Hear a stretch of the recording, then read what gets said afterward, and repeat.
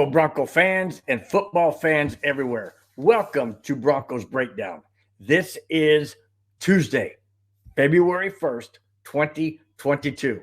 I am your host, Bronco Bill. Well, guys, there's been an awful lot of topics since the last time I talked to you guys. And one has jumped to the forefront. And that is not the signing of our head coach, but something even more front and center, and that is the Broncos are officially up for sale. And to me, guys, this is a very, very sad day for me because of one thing and one thing only: the passing down, if you please, the ownership from Pat Bowlen to his siblings. And because the Broncos are officially up for sale, that means it doesn't stay in the Bowlen family. And that is what Pat wanted. Pat wanted it to be handed down to the siblings, 7 of them, and the team stays within the Bowlen family. But that's not going to happen now, because there's an article, and I'm going to read it, and I'm going to give credit to where I got it. But I'm going to read excerpts from this article. And you will see, in my opinion, how sad it is. When Pat Bowlen took over the Broncos in 1984 from Kaiser could pick and choose who he wanted to be the owner. He didn't have to take the highest bid. He didn't have to have an auction. He didn't have to have anything like that. All he had to do was sign the papers to whomever he wanted to sell the team to. And that was Pat Bowlen. And then Pat Bowlen created a trust before he passed away in 2019. He created a trust that would involve the 7 siblings, come to 100% agreement, and they would inherit the team. Yes, they may have to pay, some monies to the NFL. I don't know that aspect of it. But I do know that Pat Bowlen wanted it to stay in the Bowlen family. And because it's not going to be that way, that, to me, it's very sad. So let me read this article. I'm going to read excerpts from it. And it was written by Mike Kliss of 9 News in Denver. And here's what it says. The Denver Broncos announced their team will be placed on the market today. Forbes has listed the Broncos' market value as $3.75 billion. That's billion with a B. $3.75 billion. It's estimated that the Denver Broncos could be sold for $4 or more million, making them the highest team ever, the highest amount ever paid for a team. That'd be remarkable. And to me, again, also sad. It says the Bowlen, I quote, and this comes from the trust, Joe Ellis. And I quote, the Pat Bowlen Trust announced today that the beginning of a sale process for the Denver Broncos has begun. End quote. Ellis has repeatedly said to find the right owner to carry on the Broncos tradition and Bowlen's winning ways, but the legal source suggests an auction could mean the trustees would have limited authority in picking the new owner. Guys, that scares the heck out of me. Literally scares me to death. And here's why. Let's just assume, okay, guys, let's just assume. I'm just throwing this out there. So don't panic, okay? Let's just assume that the highest bidder comes in, buys the Broncos, and in a few years decides, you know what? I think I want to go to Utah or Montana or Wyoming or South Dakota or anywhere else. It'll still be the Broncos to me.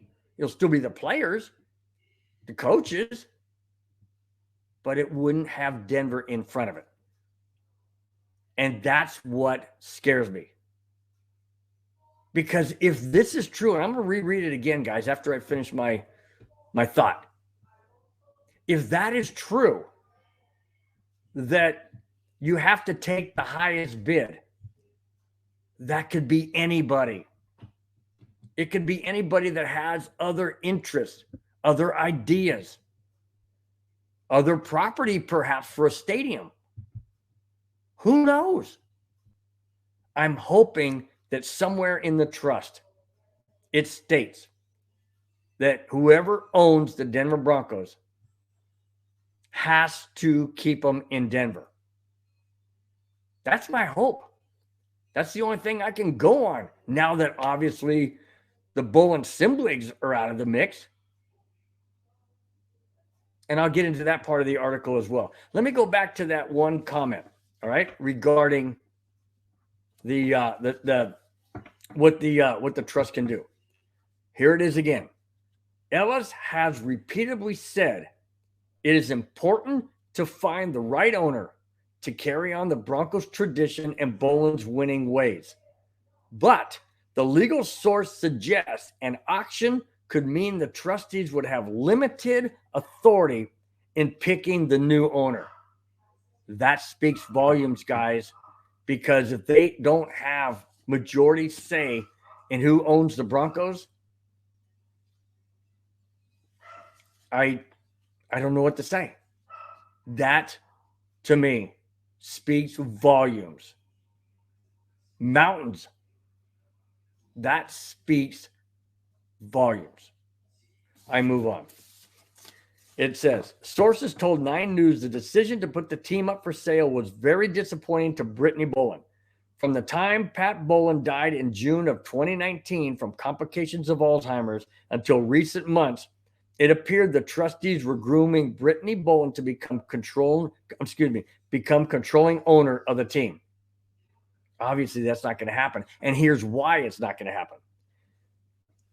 But lawsuits from family members leveled against the trustees, one from brother Bill and the other from oldest daughters Amy and Beth, seemed to split the family's wishes to where the trustees and the NFL felt it best if the franchise got a clean start with a new owner.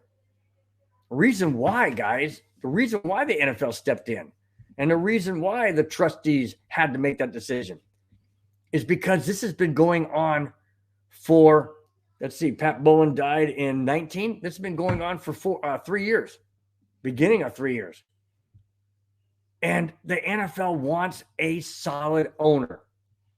The fans want an owner. The players want an owner. Everybody involved wants an owner. And because the siblings, 3 people, which is less majority because there's 7 of them, so that means 4 of them wanted to keep it in the Bolin family. The other 3, they want this, guys. They want the money. And that is what saddens me the most, because that's not what Pat Bolin wanted. Pat Bolin did not want it to go to just anybody. He wanted to stay in the family, with the siblings, with the Bolin name. It's not going to happen. It's not going to happen. The next best thing I hope that could happen would be that there would be a group that Peyton Manning could head up. And that's why I got the Peyton Manning jersey on. I'm pulling for that. I want the Bolin legacy to be carried on by somebody within the organization like Peyton Manning was, who loved Pat Bolin. That's what I want. So I'm wearing the jersey, hoping that somehow, some way, Peyton Manning can be involved in an ownership group. Let me wrap up this article by Mike Kliss. And here is from the Bolin siblings. I'm assuming it's coming from Brittany and Beth. And here's what it says, and I quote, "Our family is eternally grateful for the coaches, support staff, and team employees for all their contributions. Thank you for your countless sacrifices and dedication to the Broncos. Pat used to say the Broncos belong to the fans and that ultimately this was their team. From the bottom of our hearts, thank you for this incredible ride. It has been the honor of our lifetime. All of us know that the impact of Mr. B will live on with the Broncos and in the hearts, minds, and memories of the fans. We will always cheer for the orange and blue. Go Broncos. Well, all I can say, guys, is there's other news besides that, but that was absolutely, to me, it had to be the top of the story. It had to be top of this video because of the impact it has, not only now, not only with this upcoming season, but what it has for years to come down the road. All right, let me move on. Nathaniel Hackett. Now, everybody pretty much knows that Nathaniel Hackett has been hired by the Denver Broncos as their 18th head coach. He was formerly with the Green Bay Packers as an offensive coordinator.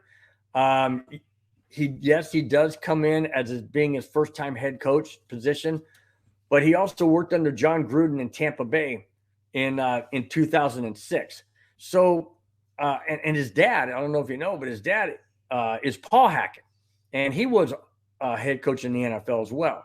So he has he brings energy. I don't know if you saw his press conference when he was introduced to the media to be the Broncos head coach.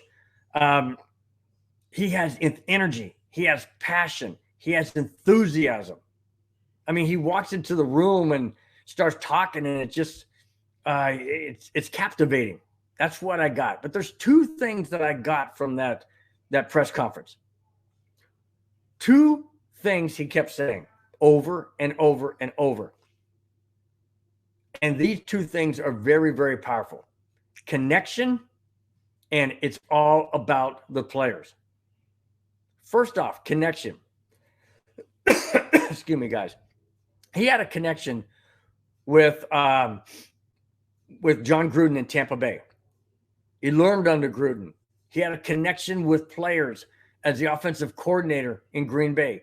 He emphasized the fact that he had connections with his coaching staff, the people he worked with. He wasn't a head coach in Green Bay, no, but the coaches around him that he worked with. He had connections with the players, connections with personnel that worked in the stadium. He said that is extremely important to have connections with them because of what you can learn, what they can learn from you, who you surround yourself with. That is important to him. The other thing he said is it's all about the players.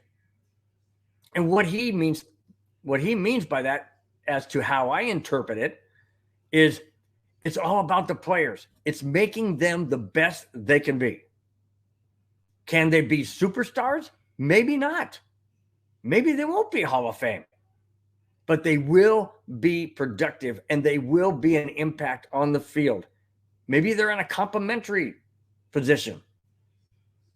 Maybe their best is maybe less than Hall of Fame, but it's still their best. So what Hackett is saying is this. It's all about the players, making them the best they can be at their position, at their time, whether it be as a backup, whether it be as a starter, or whether it be in the practice squad, to be the best they can be. So when they're asked to be in that position, they're at their best. Am I happy about this choice? Absolutely, I'm happy. Yes, I know, guys. In previous videos, I was talking about Dan Quinn. It's also talking about O'Connell out of L.A. I get that. But Hackett brings energy and passion and motivation. And I am ecstatic to have him as our head coach. I'm ready for the season to start now. I mean, forget OTAs and forget training. I know that's important, guys. I'm just saying that's how excited I am, that I want and can't wait for the season to begin. Absolutely can't wait. All right, let's move on to Melvin Gordon. Now, Melvin Gordon has made the statement over and over and over again that he wants to stay in Denver. He wants to remain a running back in Denver. Does that mean that we're pushing Williams aside? No. But if Gordon is not there, then obviously Devontae Williams is going to get the majority of the carries. We're only going into his second season, guys. I don't see Devontae Williams being able to carry 30, 40 carries a game. I just don't see him being that guy. I could be wrong. I could absolutely be wrong, but I don't think that that's a good idea. So I want to bring Gordon back. I mean, he produced 17, 18 touchdowns this past season. We don't get rid of production like that, guys. I know he was only on a 1-year deal when he came over, but he was productive. And if we let Gordon go, who are we going to get? I mean, we could sign Gordon for 2 years, $20 million with incentives, $10 million a year, and we still got Williams under the rookie contract. That would be a win-win for everybody because Gordon wants to stay here. Now, here's what George Paton said about Melvin Gordon. George Paton said, and I quote, "Melvin wants to be here, and I'm a Melvin fan," end quote. All right, guys. Who's the general manager of the Broncos? George Paton. George Paton has just said he's a Melvin Gordon fan. Does that mean that Hackett, if he doesn't like Gordon, will get his way? Have to find out. I don't know. I'm just throwing that out there by the quote of George Paton that he's a Melvin Gordon fan. I hope he stays, guys. I really hope he stays. He's instrumental to the Broncos, and it's a 1-2 punch that we definitely have. We can't have a Devontae Williams carrying the ball 30, 35, 40 times a game. That's not going to work. All right. Let's move on to Clint Kubiak. Now, if the last name sounds familiar, it's because Clint Kubiak is the son of Gary Kubiak. And here's an interesting thought. The Denver Broncos are planning on interviewing Clint Kubiak, the Vikings' current offensive coordinator, for the Broncos' assistant. Now, that doesn't mean, I don't feel that he would be the offensive coordinator. It says assistant. So it could be assistant to the head coach, could be assistant to the line because he knows the Shanahan scheme and also his dad's scheme of the zone blocking on the offense. So he could be the assistant, offensive line assistant. He could be the offensive coordinator assistant. I don't know. I just find it very interesting that his name would come up, and he was on the Broncos before as an assistant. So it'd be interesting to bring him back with an offensive-minded head coach in Hackett and bring over Clint Kubiak as an assistant somewhere on the offensive side. I would welcome that. Absolutely would welcome that. He's done great for the Minnesota Vikings. Like I said, he was with the Broncos before. Then he went to the Vikings, followed his dad, of course. And then I would like to see him come back to Denver and make our offensive line even that much better. All right. Now I want to touch on a couple of topics that are not Bronco related, but are NFL related. Well, one of them could be Bronco related. We'll find out. But definitely NFL related. I know this is Broncos Breakdown, but I bring in all topics that relate to the NFL, good, bad, or indifferent. This one is about Aaron Rodgers. Now, rumors abound about the hiring of Nathaniel Hackett that Rodgers will be the next to come to Denver. George Paton has said, and I quote, "Rodgers was absolutely not the reason we hired Hackett. Rodgers has nothing to do with that decision," end quote. Do you believe him? I do. Why would he lie? Why would he lie and purposely deceive? Once you do that, you've lost credibility with everybody because then you can't be trusted. Do I feel that George Payton would like to get Aaron Rodgers? Absolutely. He tried last year to get Aaron Rodgers and couldn't get it done for various reasons. He even tried for Stafford and he didn't want to pay that price. I totally get it. Totally understand. Do I think that he's not going to go, or excuse me, do I think he's going to try and get Aaron Rodgers? Absolutely. That's what I mentioned. But at what price? Is it going to be crazy, like three firsts, a second, Noah Fant, Jerry Jeudy? I don't know. But I know that there's no way George Payton goes for anything ridiculous. He's not going to do it, guys. He didn't do it for Stafford. You know he's not going to do it for Aaron Rodgers. But it was interesting of all the rumors. But I certainly in my own heart believe that George Payton would not sign Hackett in hopes of trying to get Aaron Rodgers. I agree with him. That was not the intent. They are two separate things, two separate situations. So take it for what it's worth, guys. Believe what you want, but I believe George Payton and what he said. All right, guys. These are two other topics, and they're interesting topics. So here's the first one. Josh McDaniels. Now, McDaniels has agreed to be the Raiders' next head coach following Dave Ziegler from the Patriots. Now, Ziegler is the Raiders' new GM. There you got it, guys. Josh McDaniels is back in the AFC West. Let's just hope he is as bad as he was when he was a Broncos head coach. Let's just hope, guys. Let's just hope. But that's interesting that Ziegler would come over from the Patriots and be the Raiders' new GM. And almost within minutes, Josh McDaniels agrees to be the Raiders' new head coach. Is it good for the AFC West? It depends on if Josh Daniels learned anything. I hope he hasn't. But usually, second time around, you learn some things that didn't work the first time around. But I thought that was extremely interesting that it didn't take Josh McDaniels very, very long to make that decision. Remember, I don't know, guys, if it's really legit, because remember several years ago, he was offered the Indianapolis Colts head coaching job. And then he pulled it off the table and said, nope, see ya. Going back to New England. Don't want to be here.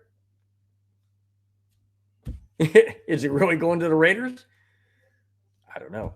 But that's the report now, is that he has agreed to be the Raiders head coach following Ziegler, who is now the Raiders general manager, both from the Patriots. All right, guys. And speaking of the Patriots, let's go to Tom Brady. Yes, I know he's not on the Patriots anymore. In fact, he's not even on Tampa Bay Buccaneers anymore. Tom Brady has officially announced today that he is retiring from the National Football League after 22 remarkable, incredible NFL seasons.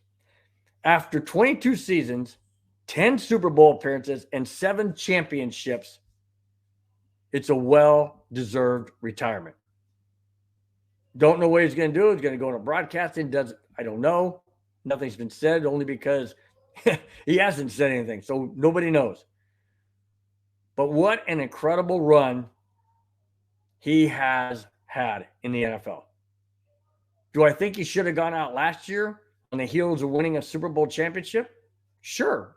Being hindsight 2020, absolutely. But he made it back to the playoffs again this year. And my thinking is that he wanted to go out with back-to-back Super Bowls like John Elway did. it didn't happen. But what has happened, in my opinion, will never, ever, ever be broken. And that is 10 Super Bowl appearances by one quarterback, 7 Super Bowl rings by one quarterback, 22 seasons playing in the NFL by one quarterback. Do I think that will ever be broken? I absolutely do not think that'll be broken. Just like the 56-game hitting streak by Williams. That won't be broken, and neither will this. Tom, you brought the Broncos misery year after year after year.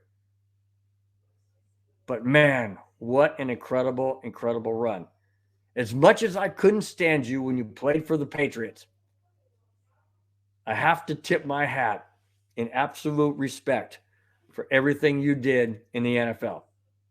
From John Elway to Peyton Manning to Tom Brady, 3 of the greatest quarterbacks I ever got to see and play in the NFL. Tom, may you have the next career you choose be just as successful as the 22 seasons you had in the NFL. Tom, I wish you all the best. Hats off. That's it, guys. That's all I have. Thanks for watching. Thanks for subscribing. And please comment, give me your opinion, what you think, and anything else you want to say. Guys, we'll talk to you next Tuesday or Wednesday. In the meantime, watch me on my YouTube channel, Broncos Breakdown, hosted by Bronco Bill. That's me. And on MHRT Network, posted every Wednesday, 4 p.m. Pacific, 5 Mountain, 6 Central, 7 East. That's it, guys. Have a great rest of the week. We will talk to you then. Take care. Bye-bye.